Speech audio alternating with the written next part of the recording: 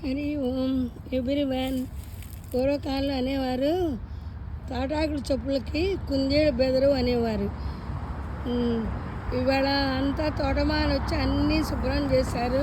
ప్రకృతి మాత అంటారు కదా, ఇది శ్రావణ మాసం కదా, శ్రవణం అంటే వింటాం. ఈ మాసంలో మనం వినాలి, మనకు ఇష్టమైతే ఆచరించాలి.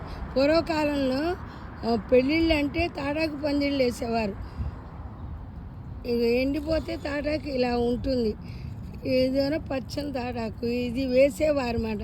తాటాకుని ఇసుకర్రలన్నీ పేపర్లతో మేము ఇలా ఇసుకర్రలు చేసుకుని ఇలా ఊపుకుండేవాళ్ళం.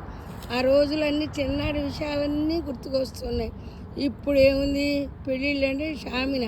ఇదివరకైతే ఆంధ్రాలో తాటాకు పందిళ్ళు వేసేవారు. 16 రోజులు పండగ దాకా ఉంచేవారు.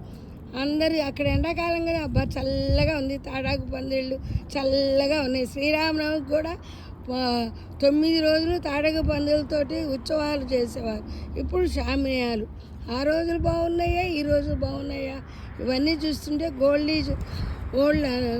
ఓల్డ్ ఈజ్ గోల్డ్ అనిపిస్తుంది. పాత రోజులు బంగారం లాంటివి. ఇప్పుడు తాడాకులు దొరకడం కష్టమే, పందిలు వేయడం కష్టమే. కానీ ఈ అమెరికాలో ఎక్కడ చూసినా ఇవే చెట్లు.